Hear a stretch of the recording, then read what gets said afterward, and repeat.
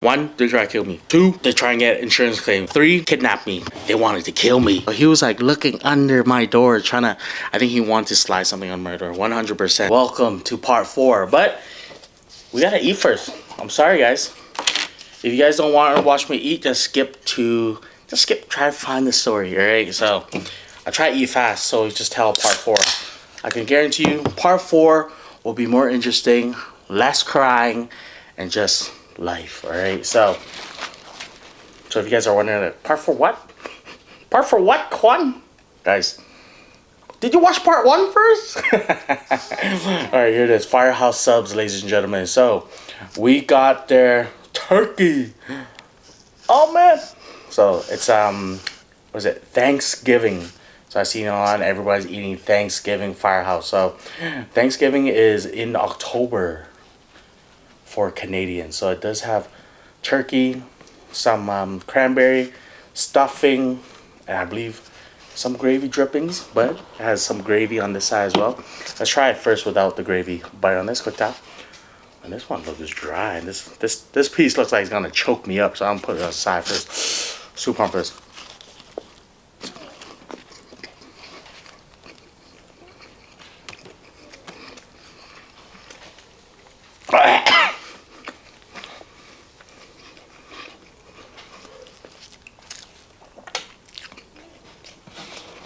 It needs the gravy. Let's go. Let's hit that down. Oh man. Look at this. Nice and glossy.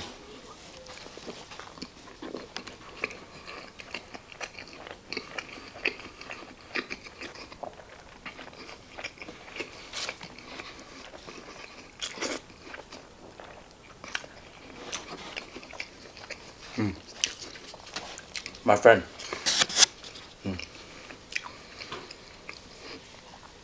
If I can say Thanksgiving in a bun, this right here is Thanksgiving in a bun.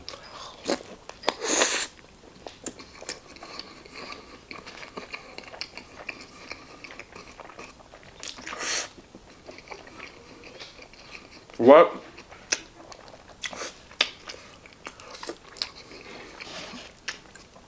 What a brilliant idea. Who ever thought of taking Thanksgiving and putting it in a bun?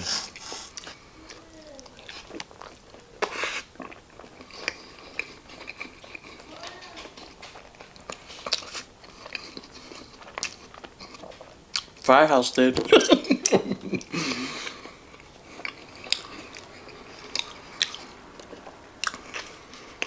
I would never, ever thought of this.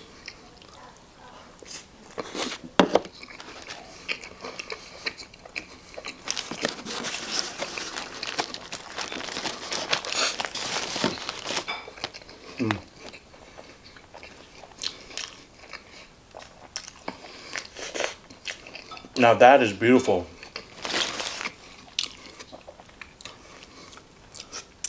What I'll definitely ask for more is some cranberry, but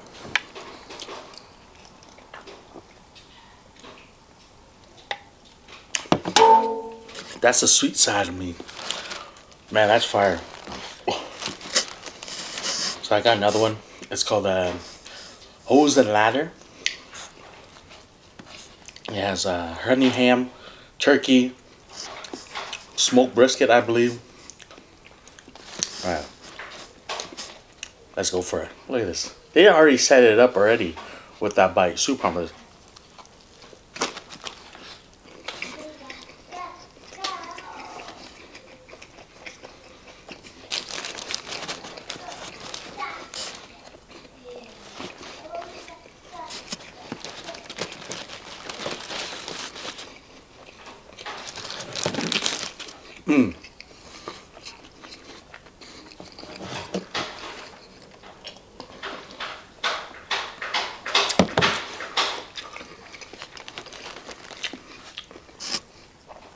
First time ever having this.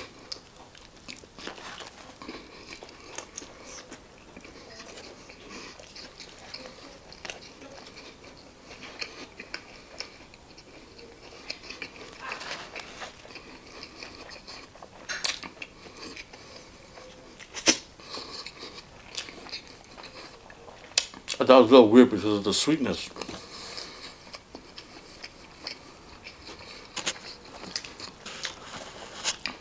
But darn diggity, is it ever so good today?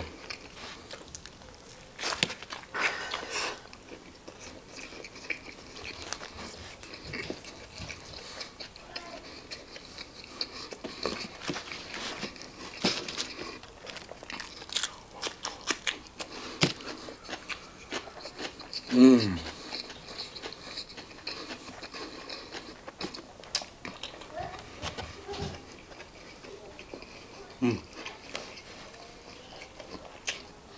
This location actually opened up.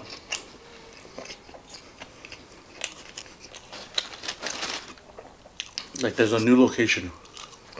And I went. Can you guys see the meat that they pile in? Versus the first place I went to.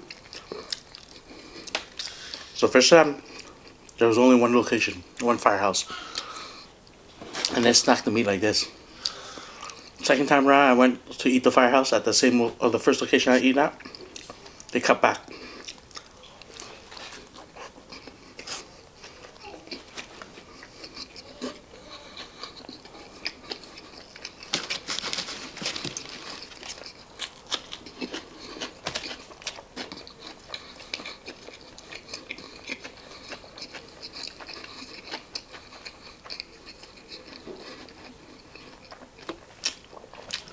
So now in my mind, any firehouse that opens, go to it.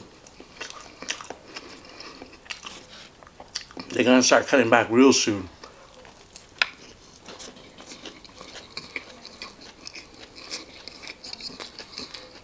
Mmm.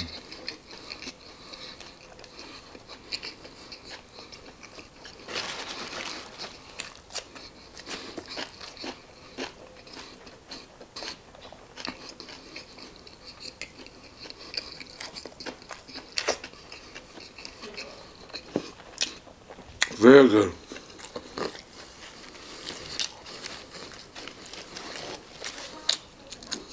Mmm.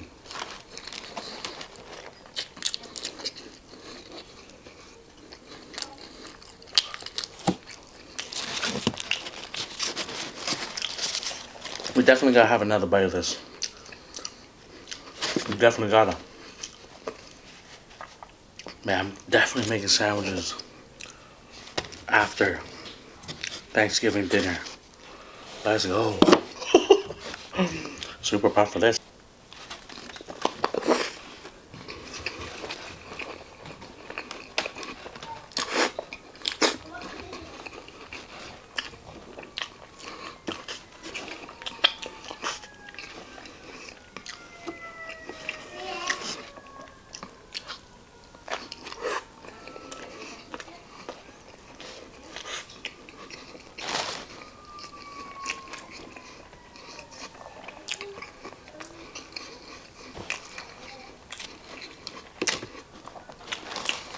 Highly recommend, 10 out of 10.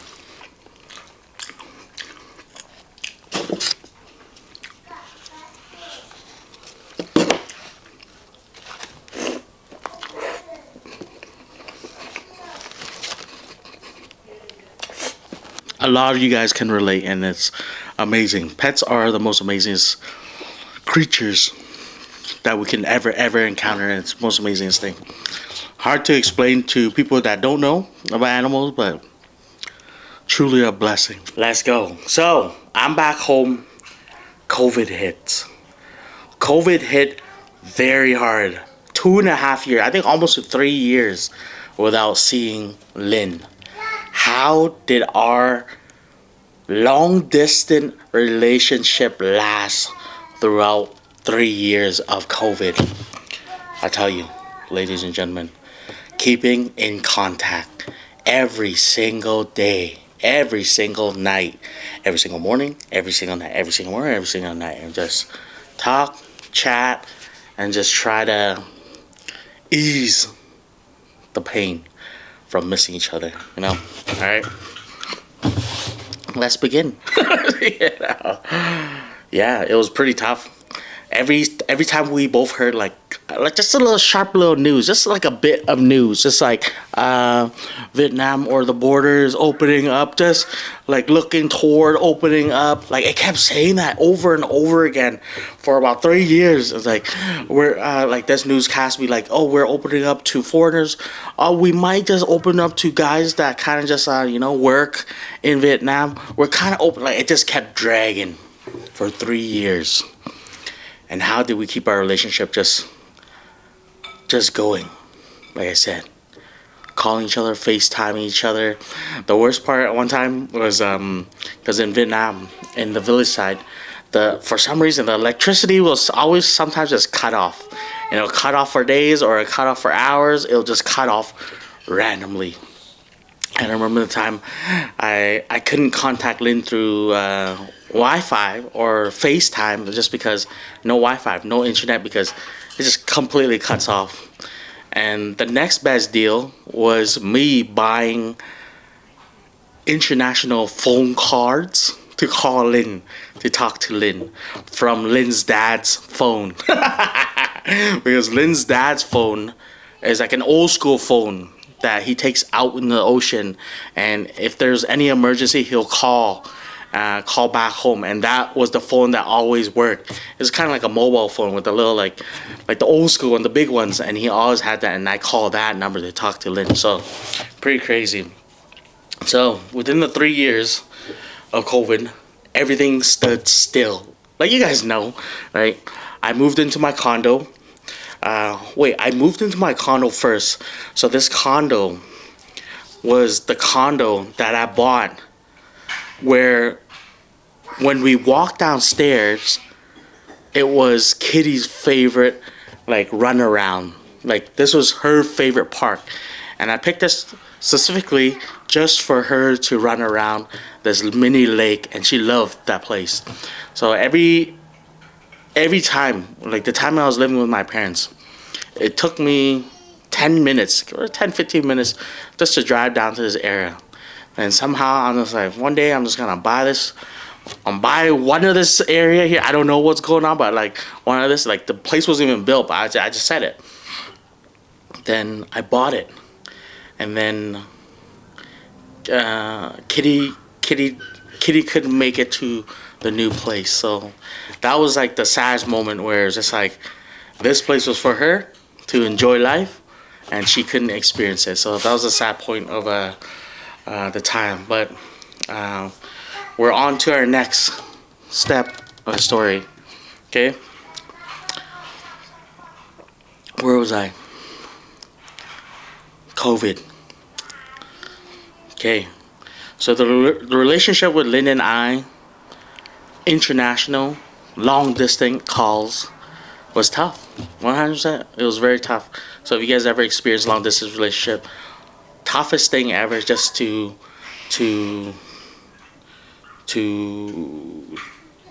be together, because we just kind of wanted to be together but couldn't be there for each other. But the only way we could get this working is by communicating and just talking and just seeing each other every day. So that was a blessing. I still remember the days too. Like Lynn will always be more emotional than me, and I always have to be the man of the house and like, hey, don't worry about it. It's kind of open. You see the news today? Like that was our only hope. Like the news every time, like they're opening up here and there, they're opening up, but they're not opening up. But then I just had like a distraction. Like I had some things I want to distract Lynn, but I don't think Lynn realized that I was doing these things to distract her from missing me too much.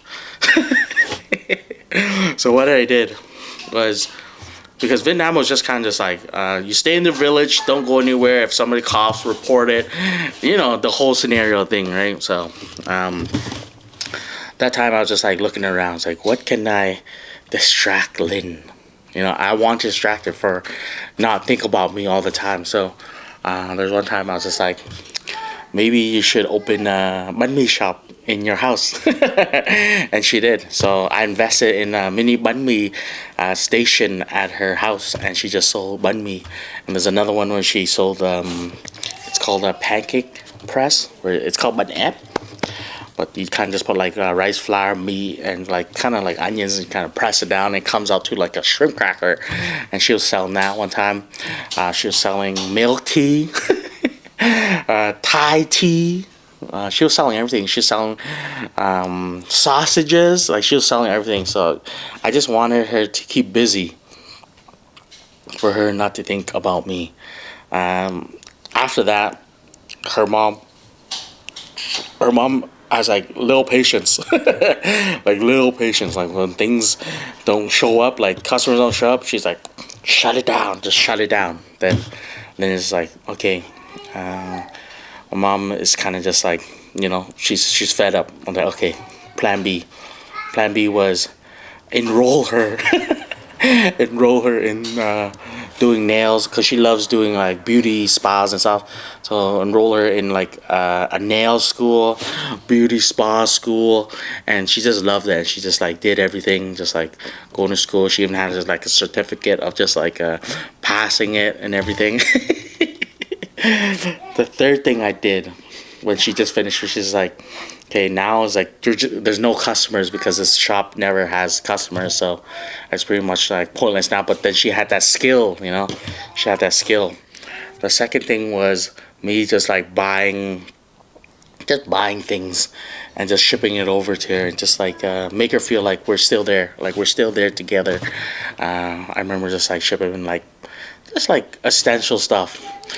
To be honest, I was shipping things that I was preparing for, like pillows, blankets. What else did I ship?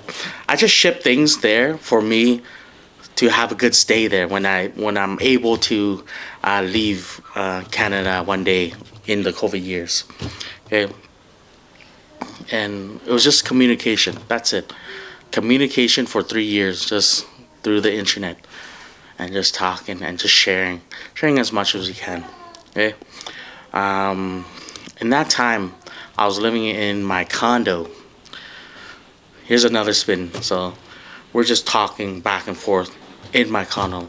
But let me tell you something with my condo situation. If you ever looking to a place to live, the condo is probably the worst place to ever live. Only in my opinion, just because my own experience. Okay, I lived in a condo. Lot of overage. What was that? Can you say overage? Not overage. That's not right. A lot of seniors. A lot of seniors kind of just retired. I didn't know they were retired. I didn't know they were retired. I thought this condo place was open for everybody, to be honest. Because when I was talking to the seller there, I told my situation. The seller said, not a problem, Quang. Just sign here. And I signed it, okay? When I signed it, gone to my condo, and there was problems. Lots and lots of problems. Not a lot of problems.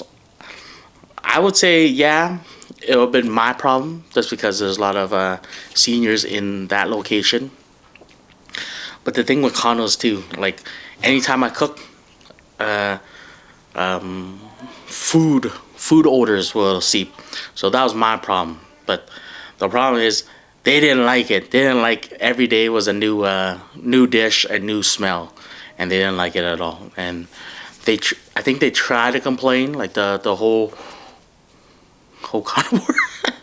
But the thing is, this is like I'm eating my own thing, so it's kind of like hard to kind of like, they didn't want to say it, but they want to say it, but they didn't want to say it, but I knew they want to say it, but then it's like they didn't want to say it. But I tried my best to kind of block out all the smells. I remember buying because I don't know why the front door always had like a gap, like a very big gap under the door. I think it's just because let fresh air in and out. Or I bought like a weather wind, like a wind. It just blocked the air. So I was like, oh, maybe that. So I'll buy that. I'll install it so the smell doesn't go out. I look for like cracks and everything. I try to like, seal my whole door here and there. But the smell still went out, and they didn't like it, and it was my bad. I just love cooking and eating, so it was my bad. But You guys don't know the whole story about this condo session. There was a kid, 16-year-old, living with his auntie downstairs. Why am I looking at it? Look at it. He was 16 and he tried to rob me 4 times. How did I know? Because I had a camera outside of my door. It was the Ring camera, it was the Ring doorbell ring, and it was outside my door. And they tried to break in 4 times. How crazy is that? They tried breaking in 4 times. They drank so. I even have it on camera. I'll let you hear like some memos of it. But the craziest thing about my neighbors downstairs is that they were two-faced. 100%, they were two-faced. Every time I seen them, they're very happy to see me. I thought, oh, no problem. But then every time I turn my back, they try to rob me. So I was just like, what's going on? One time too, I was just like, I didn't know there was a problem until they tried to rob me. So then I was like, oh, there is a problem. But there's one time in the parkade. Did I tell you? The reason why they know I always left is because we were parked right beside each other. So they were parked here, I was parked here. So whenever they knew that I was leaving, they would try to rob me. Crazy, right? But yeah, there's one time I was parked in the parkade. I go down and my car was smashed. And I was looking around every other car. I was like, how did I don't know where my car was smashed and nobody's else's car was smashed. Then that was very confusing. I didn't know what was going on. I was like, why was my only car targeted? Like, I had nothing in my car, but my car was the only one targeted. So that didn't make sense. I tried talking to the condo board about the videotape, the security tape, and they robbed the security tapes too. So I was just like, what's going on? Then I pushed that to the side. I was like, whatever. You know, it happens. I was just trying to figure it out. The next few days, these guys, or the guy downstairs, tried to rob me. He tried to get into my house. One, I don't know what this kid was trying to do. And the aunt was full 100% on it, 100% too. The first time, I was just like, hey, what is your son doing? Or what is, I thought it was his son. I was like, what is your son doing? They said, oh, that's my nephew. I was like, what's your nephew trying to do? Trying to break into my door? He's like, oh, no. I think he was just like walking around. I was like, no, I see you on camera. I can 100% see you or see your nephew try and break into my door. He's like, no, he was just this. He's not like that. I was like, whatever. I was very nice. I was like, whatever. I let that slide. Second time.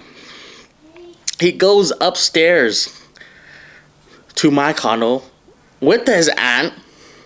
And like you can see clearly his aunt. Let me get the phone.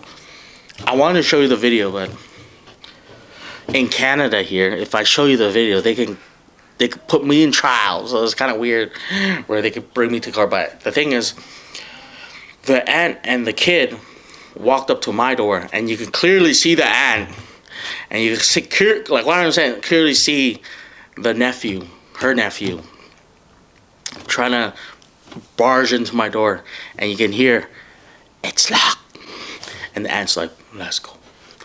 And then he had like a big duffel bag. One, I'm not even sure what they're trying to do. One, I was thinking they wanted to kill me. Two was that they want to set something up so their condo would get some insurance because they would mess around my condo.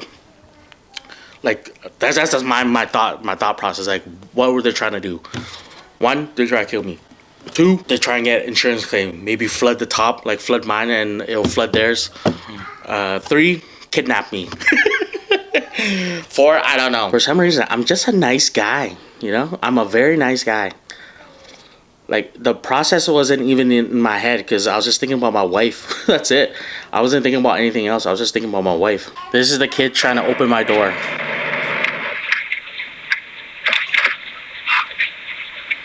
You guys see that? It's locked. And his auntie. And his auntie is standing right there. Like, thinking that I wouldn't see her. Second attempt.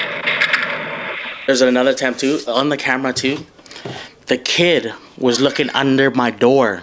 But remember the time I said I was trying to fight the food smell with a weather shield or whatever, and I stuck it on my door so nothing could come in or come out. So he was like looking under my door trying to, I think he wanted to slide something on my door, 100%. So I got other footage of them too, when they got caught. So I was just like, okay, this doesn't make sense now. Okay, I called the cops. No, I didn't call the cops first. I talked to the comm board. I called the condo board. I gave them the videos, and the videos of them trying to break in, and they're like, Quang, best thing you can do right now is file a charge against them because they are trying to get in. So that's what the condo board said. I didn't call the cops. I went to talk to the cops. So I was just like, hey, can you help me with this situation because they are trying to break in my door for some reason. And the cops were like, oh, that's bad. They looked at it and they're like, oh, that's pretty bad. I was like, yeah, it looks pretty bad. Like the cops was like, just kind of just like chill. I was chill. So it's just like, in the end of the day, cops like, so what do you want to do?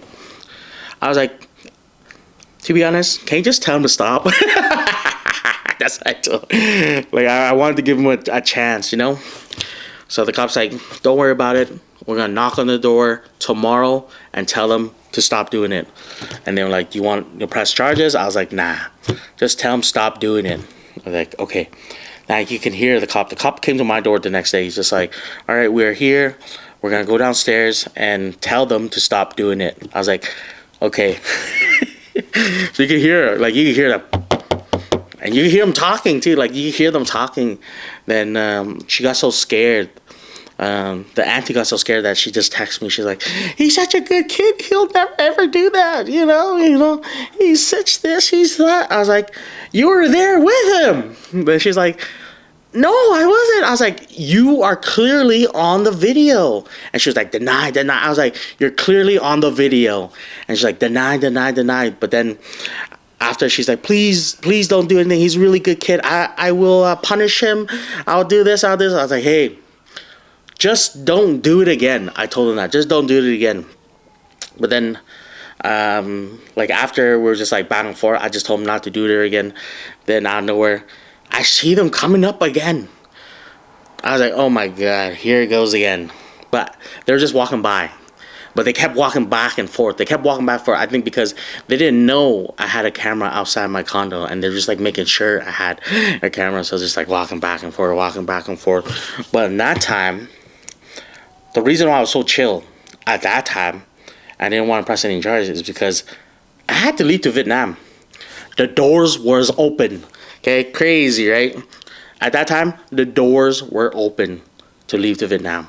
But the crazy part with this part, in this situation, only descendant of Vietnam and Vietnamese people of Vietnam can go back to Vietnam. So it was COVID time, still COVID time. So,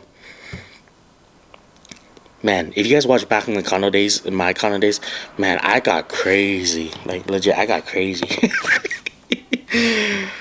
Just sitting in the condo by yourself, you know, you get a little crazy. But when the time Vietnam said we are opening the doors to Vietnamese and Vietnamese descendants, I jumped up. I was like, it's time to go.